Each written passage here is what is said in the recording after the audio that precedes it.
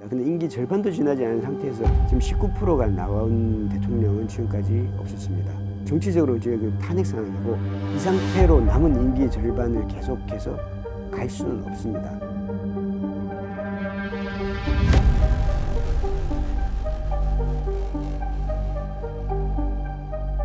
이걸 두 가지를 봐야 될 것 같은데요. 하나는 그때 당시에 그 재보궐 공천 상황을 봐야 되고 또 하나는 이 녹음 파일 상황을 한번 그 따로 나눠서 봐야 될 것 같은데요. 2022년 6월 1일 재보궐 선거 공천 당시 경남 창원 의창에 공천을 신청한 예비 후보는 모두 9명이었습니다. 여기 김영선 전 의원이 여기에 포함이 됐던 것이죠. 그런데 이때 당시 유력한 후보는 김종양 전 인터폴 총재였습니다. 그 김 전 총재가 제일 유력하다고 했고, 왜냐하면 그 김 전 총재는 고향이 이 창원시 의창구였고, 그리고 마산고를 졸업했고 경남경찰청장을 지냈고, 그리고 직전에 한국인 최초의 인터폴 총재라는 이는 간판이 괜찮았습니다. 그리고 새로운 인물이라는 느낌도 있었고, 그래서 친윤계가 김 전 총재를 민다는 얘기가 있었죠. 근데 반면 김영선 전 의원은 뭐 네임밸류는 있다고는 하지만 경남이 고향이긴 하지만 이 경남 거창 쪽입니다. 경남 지리를 잘 아시는 분은 경남 거창과 이 창원 의창은 상당히 멀고 문화권도 다른 지역입니다. 그리고 중학교를 졸업한 이후부터는 서울에서 쭉 자랐고, 그리고 국회의원도 고양시 일산에서 했었습니다. 그리고 두 번의 낙선과 한 번의 낙천을 거쳐서 이미 10년 동안 그 정치 무대에서 떨어져 있었던 분입니다. 이렇게 되는 경우가 다시 복귀하는 경우는 거의 없고, 창원 의창은 국민의힘이 공천만 하면 그냥 당선이 되는 곳입니다. 그래서 김영선 전 의원이 공천을 받았을 때 많은 사람들이 이제 서울법대 대통령의 2년 후배이기 때문에 받은 게 아닌가, 그런 이야기들이 많을 정도로 그때 당시에는 조금 의외로 여겨졌습니다.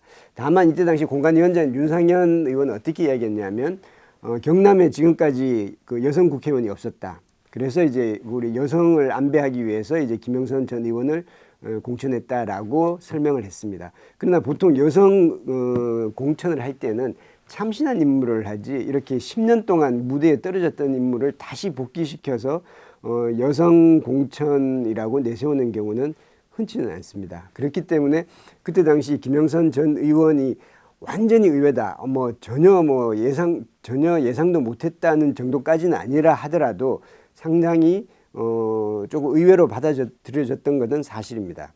두 번째, 이게 녹취 파일 상황을 봐야 되는데, 지금까지 명태균 씨 녹음 파일이 주로 강혜경 씨로부터 나온 게 있고, 명태균 씨가 직접 얘기한 것도 있고, 이게 막 단편적으로 나오고 시간 순서가 뒤섞여 있는데, 이걸 시간 순서대로 다시 재배열을 해보면 5월 2일 날 그 명태균 씨하고 강혜경 씨가 통화를 한 게 있습니다.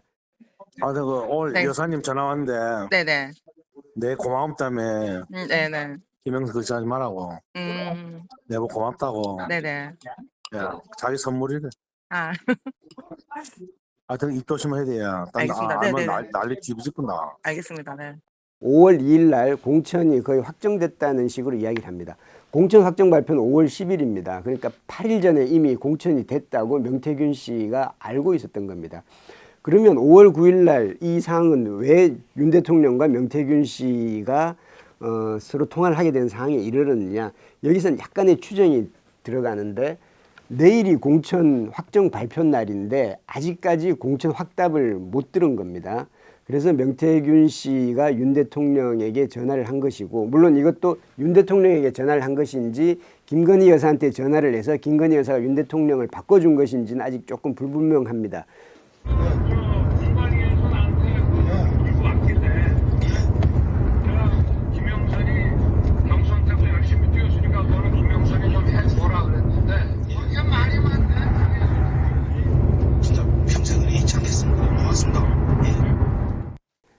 경선부터 열심히 뛰었으니까, 여기서 경선이라는 거는 대선 경선을 말합니다. 윤석열 대통령의 대선 경선 때 지역에서 김영선 전 의원이 열심히 뛰었다는 겁니다.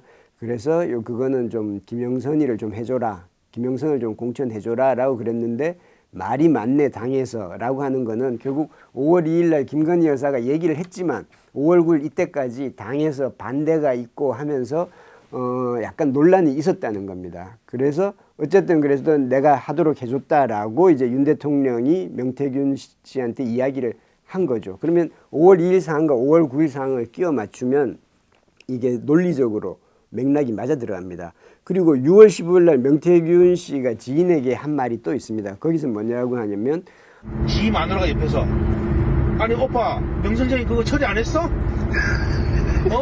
명 선생님이 이렇게 아침에 이래 놀라셔가지고 전화 오게끔 만든 이게 오빠 이거 오빠 대통령으로 자격 있는 거야? 그러니까 처음에 무슨 말이 많은지 나는 했다 나는 분명히 했다라고 마누라 보고 얘기하는 거야. 그 장관 안쳐 뭐 안쳐 아무것도 모르는데 씨발 이거 안쳐라 저거 안쳐라 저거 안쳐라 안 한 거야. 그 마누라 앞에서 했다고 변명하는 거야. 내가 평생 이래 있지 않겠습니다. 하니까 알았어 내가 됐지? 지 마누라한테 그 말이야. 마누라가 딱 옆에서 그리고 바로 끊자마자 마누라 전화 왔어.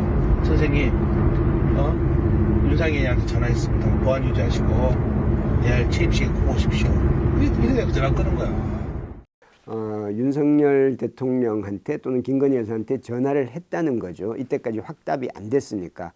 그리고 이 상황들을 다 하면 이게 논리적인 흐름이 일관되게 맞춰지는 것입니다. 물론 이제 대통령실은 여기에 대해서 그냥 좋게 말한 것이고 실제로 당의 공천 압력을 행사한 바는 없다라고 이 사실을 부인하고 있습니다. 공직선거법 위반에 해당됩니다. 물론 이는 윤 대통령이 국민의힘의 공천, 김영선 의원의 공천을 압박했다는 것을 전제로 합니다. 현재 지금 대통령과 대통령실은 그 사실 자체를 부인하고 있으니까요. 그냥 명태균 씨한테 거짓말을 했다는 거죠. 내가 이제 하진 않았지만 내가 주라고 했다라고 거짓말을 했다는 게 대통령실의 지금 주장입니다. 어쨌든 그러나 이제 그걸 전제로 했을 때 공직선거법 위반에 해당되는데 공직선거법 위반이라는 것은 대통령은 공무원입니다. 공무원이 당무에 개입해서 그리고 선거에 개입하는 것은 우리나라에서는 불법입니다. 다만 국민의힘은 어떤 주장을 펴냐하면 공직선거법 86조에 공무원이 자신의 직무나 지위를 이용해 선거에 영향을 미치는 행위를 금지하고 있다. 대통령 당선자는 공무원이 아니다. 이 통화를 했던 시점은 5월 9일이었고 그리고 만일 당의 공천을 압박했다 하더라도 5월 9일 이전이기 때문에 그때는 대통령 당선자 신분이고 즉 공무원이 아니기 때문에 공직선거법 위반에 해당되지 않는다는 게 국민의힘 일각의 주장입니다. 여기에 대한 반론이 있습니다. 대통령의 압박에 의해서 공천 과정이 5월 9일이 아닌 5월 10일까지 이어졌을 가능성이 있다. 그리고 또 하나는 대통령 당선자도 공무원이 아니기 때문에 월급을 받지는 않지만 예산을 사용하고 활동비를 얻을받고 경호가 들어오고 사무실을 사용하고 그리고 그 국무위원을 추천하고 그 부처로부터 업무 보고를 받는 등 공무원에 준하는 거의 최고 공무원 수준의 대우와 그리고 예우를 받습니다. 그렇기 때문에 사실상 이는 공무원으로 봐야 한다는 반론이 있습니다. 그리고 지금은 공직선거법 85조를 가지고 이제 왈가왈부를 하고 있는데 공직선거법 85조가 또 있습니다. 거기에는 공무원 등의 선거 관여 등을 금지하고 있다. 공무원 등 법령에 따라 정치적 중립을 지켜야 하는 자는 직무와 관련하여 선거에 부당한 영향력을 행사하면 안 된다라고 되어 있습니다. 여기서 공무원 등 그리고 정치적 중립을 지켜야 하는 자에는 대통령뿐 아니라 대통령 당선자가 당연히 들어가기 때문에 공직선거법 85조 위반에 해당된다고 하는 또 주장도 있습니다. 또 이것까지 떠나서 헌법 8조를 위반했다는 주장도 있습니다. 헌법 8조는 정당은 그 목적과 그 목적 조직과 활동이 민주적이어야 한다는데 정당의 민주적 절차를 방해했다는 것이죠. 탄핵은 대통령 지지율이 낮다고 또는 대통령이 인기가 없다고 해서 탄핵이 되는 것은 아닙니다. 과거 노무현 대통령도 지지율은 말기에 아주 낮았던 적이 있었고요. 탄핵은 불법이 있어야 됩니다. 그 위법한 사안이 있어야 되고 그렇게 해서 헌법재판소에서 이 결정이 있어야지만이 탄핵 절차가 이루어집니다. 사실 지금 임기 절반도 지나지 않은 대통령을 두고서 탄핵을 이야기하는 것 자체가 참 불행한 일이고 그리고 굉장히 이상한 일입니다. 그러나 어쨌든 그 지금 불법 여부를 더불어민주당 같은 경우에는 이 탄핵을 그렇게 강하게 압박하고 있지 않습니다. 일종의 저는 빌드업 과정이라고 보는데 지금 먼저 너무 강하게 탄핵으로 가기보다는 어느 정도 속도 조절을 하고 있는 정무적인 판단을 하고 있는 것 같습니다. 거기에 비해서 조국혁신당은 지금 탄핵을 강하게 외치고 있는 상황이고요. 저는 지금 현재 상황에서 이걸 뭐 탄핵으로 가냐, 탄핵으로 가야 된다라고 하는 것보다는 일단 수사를 해야 됩니다. 수사를 해서 사실관계가 어떠한지를 알아야지 그 다음 절차가 있는 것이지 이 수사가 되지 않은 상태에서 이게 맞네 안 맞네라고 하는 것 자체가 지금으로서는 조금 이른 단계가 아닌가라는 생각은 들고요. 정서적으로는 이미 윤 대통령은 국민들로부터 정치적으로는 그건 탄핵에 준한 지금 상황에 빠져 있다고 봅니다.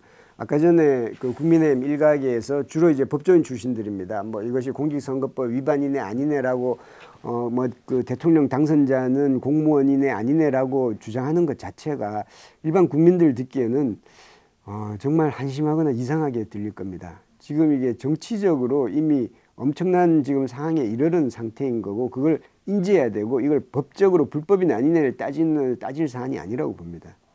이 박근혜 탄핵 때하고 동등 비교가 조금 어려운 게요. 왜냐하면 박근혜 대통령은 그때 이제 모든 수사, 특검 수사를 통해서 그때 당시에 상황이 다 규명이 된 상태이고 윤 대통령은 지금 저희들이 아무것도 모르는 거의 뭐 아주 빙산의 일각 정도만 아는 상태이기 때문에 이게 동등 비교가 쉽지 않습니다. 그러나 이제 그래도 이제 초기 상태를 조금 비교를 해보자면 박근혜 대통령은 육성 파일이 없습니다. 박근혜 대통령은 2016년 20대 총선 기억하시겠지만 그때 당시 진박 논란이 일어나면서 이제 친박 공천을 강하게 했죠. 새누리당 친박계 의원들이 공천을 왜 공천관리위원회 구성에 영향을 끼쳤다 뭐 이런 내용입니다. 그때 당시 이양구 공천관리위원장이 많이 공천을 많이 좌지우지했고 그 이양구 공천관리위원장은 친박계의 이제 아주 주요한 핵심이었고 그래서 친박계가 이런저런 형태로 많이 영향을 끼쳤다는 것인데 박 대통령이 이번처럼 내가 누구 공천 줬어 뭐 이런 말 녹음 파일이 없습니다. 다만 그때 수사는 그때 당시에 비서관들이나 이제 그 당에 가서 압박을 하거나 요청을 하거나 이런 사실이 수사로 통해서 다 드러났기 때문에 이 비서관들은 당연히 대통령의 지시를 받아서 움직였을 것이다 라고 해서 그런 간접 증거 등으로 인해서 박근혜 대통령이 징역 2년이 확정됐습니다. 그 건으로. 그때 당시 이 특검 수사팀장이 지금 현재 윤석열 대통령입니다. 윤석열 대통령께서 이 법을 가장 잘 아실 겁니다. 이제 그 국민의힘 내부에서 특별감찰관을 가지고 이걸 뭐 한 해 만에 하는 논쟁이 일어나지 못할 것 같습니다. 지금 특감을 가지고 계속해서 뭐 당내에서 국민의힘 내부에서 분란이 일고 있는데 굉장히 허망한 일입니다. 그리고 이제 어저께도 보면 이 사안이 터졌을 때 이 친윤계 의원들은 이게 뭐 불법이 아니고 뭐 좋게 이야기한 것이고 이렇게 대통령을 변호했고 한동훈 대표는 아무 말도 하지 않았습니다. 질문에 답변 자체를 하지 않았습니다. 지금 고민이 아주 깊을 겁니다. 결국은 오늘 한국갤럽 발표를 보면 19%가 나왔습니다. 이는 대통령 취임 이후 최저치고 역대 대통령 가운데 임기 절반도 지나지 않았는데 임기 마지막에는 지지율이 떨어지는 경우가 많습니다. 근데 임기 절반도 지나지 않은 상태에서 지금 19%가 나온 대통령은 지금까지 없었습니다. 정치적으로는 지금 탄핵 상황이고 이 상태로 남은 임기 절반을 계속해서 갈 수는 없습니다. 결국은 이 문제에 있어서는 윤 대통령이 해야 되는 것은 이 문제를 타개하는 것은 진솔한 사과와 해명이 먼저 따라야 됩니다. 그 다음엔 특검 수사를 자청해야 됩니다. 그리고 내가 특검 수사를 자청하고 이 모든 사실을 규명하겠다. 그러니 내가 대통령직에 있는 동안은 국정 운영을 잘할 수 있도록 국민 여러분께서 도와달라. 내가 최선을 다하겠다. 그리고 내가 모든 것을 낱낱이 밝히겠다. 라고 하는 것이 지금 거의 유일한 해법입니다. 그러나 저는 윤 대통령이 그 길을 택하지 못하리라고 봅니다. 일단 사과를 할 수 없습니다. 사과를 할 수 없는 거는 왜냐하면 사과를 하려면 모든 것을 다 이야기해야 됩니다. 명태균 씨의 녹취 파일 또는 여러 가지 민주당이 갖고 있는 녹음 파일에서 뭐가 더 나올지 모릅니다. 지금 공무원이 아니기 때문에 불법이 아니다라고 했는데 이게 이 5월 10일 이후에 또 이런 발언과 또 당무에 개입한 내용, 선거에 개입한 내용이 나오면 그때는 그 논리 자체가 또 깨집니다. 그러니까 지금은 사과를 하고 싶어도 할 수가 없는 거죠. 하더라도 총체적으로 도의적 사과, 막연하게 사과하는 거지 구체적으로 내가 뭘 잘못했고 했다는 걸 다 이야기할 수 없을 겁니다. 그리고 특검 수사를 자청하기도 힘들 겁니다. 특검 수사를 자청하면 이것이 본인이 특검을 했기 때문에 어디까지 나갈지 알 수가 없는 것이고, 그러면 대통령은 결단을 못 내릴 겁니다. 그러면 대통령이 결단을 못 내리면 두 번째는 국민의힘이 결단을 해야 되는데 국민의힘도 결단을 하기가 쉽지 않으리라고 봅니다. 왜냐하면 이미 국민의힘은 탄핵 상황을 한번 겪어본 적이 있습니다. 그 특검 상황이 결국 특검 상황도 겪어봤고요. 그 상황이 되면 국민의힘의 보궐선거 당시의 공천 과정과 모든 것이 다 낱낱이 다 수사 대상에 올라갑니다. 당은 아마 쑥대밭이 될 수 있습니다. 그래서 그 당이 계속 영위하기가 힘들다고 볼 것입니다. 그렇기 때문에 국민의힘도 결단을 못 내릴 것입니다. 그런 말이 있습니다. 이제 달걀이 안에서 깨지지 못하면 바깥에서 깨진다고. 대통령도 국민의힘도 결단을 못 내린다면 그 외부에 의해서 이것이 타격을 받을 수밖에 없습니다. 그것이 어떤 형태로 될지, 정치권 내부에서 해결될 수 있는 것인지 정치권 바깥으로까지 이어질 건지는 아직까지 알 수 없습니다. 다만 이 시점에서 불안한 것은 이 국민의힘이나 대통령실이 이를 타개하는 그 방법이 몇 가지 생각할 겁니다. 하나는 11월 달에 있을 그 이재명 대표의 그 선거법이라든지 위증 관련이라든지 이런 판결에 대해서 유죄 판결이 나오는 것에 일부 기대를 걸면서 그래서 지지층이 좀 결집하는 방식을 생각해 볼 수 있고요. 또 하나는 지금 안보 위기, 이 우크라이나의 북한군 파병과 같은 이런 안보 위기를 통해서 우리 뭐 총력 단결 뭐 이런 식으로 해서 조금 해서 이 문제를 타개해 볼 수 있지 않을까라는 기대를 할 수 있을지 모르나 두 가지 다 오히려 국민의힘의 악재가 될 수 있다고 봅니다. 하나는 이재명 대표의 선거법 위반의 판결이 설령 유죄가 나온다 하더라도 이건 1심 판결이고 오히려 전반적으로 민주당 지지층을 결집하는 효과가 있게 될 것입니다. 그래서 오히려 더 윤 대통령과 국민의힘에 대한 더 압박 요소를 작용할 수 있고요. 그리고 북한 우크라이나 파병과 관련된 안보 위기는 예전에 7, 80년대 상황이라면 북한의 압박이라든지 안보 위기가 되면 여당한테 유리해지고 정권에 유리해지는 측면이 있었는데 지금은 그 안보 위기를 조장하고 고양하는 것을 아무도 좋아하지 않습니다. 이미 그 여론조사상에도 이미 70%, 80%가 우크라이나에 그 강하게 개입하는 것을 원치 않습니다. 그렇게 해서 안보 위기를 고조시키는 것이 정권에 지금 현재 윤석열 정권에 결코 도움이 되지 않을 것입니다. 그 점을 잘 알아야 될 것 같고요. 그리고 오늘 19%의 지지율이 나왔는데 TK의 지지율이 18%입니다. 보통 예년 같으면 이게 전국 지역의 지지율이 19%면 TK 지지율은 한 30%, 40% 가까이 돼야 되는 겁니다. 이건 뭐냐면 보수층에서부터 지금 이반이 일어나고 있다는 것으로 보면 됩니다. 보수층에서는 윤석열 대통령에 대한 이반이 지금 일어나고 있고 그것이 이제 내부 한동훈 대표 쪽과 윤석열 대통령 지지층으로 이렇게 나눠지는 거겠죠. 그러다 보니까 보수층에서의 먼저 지금 이탈이 일어나고 있는데 이게 다시 하나로 될 수 있는 방법은 쉽지 않을 것입니다. 윤석열 대통령과 국민의힘만으로 보지 말고 보수 지지층 전체로 보건 또는 보수 진영 전체로 보았을 때는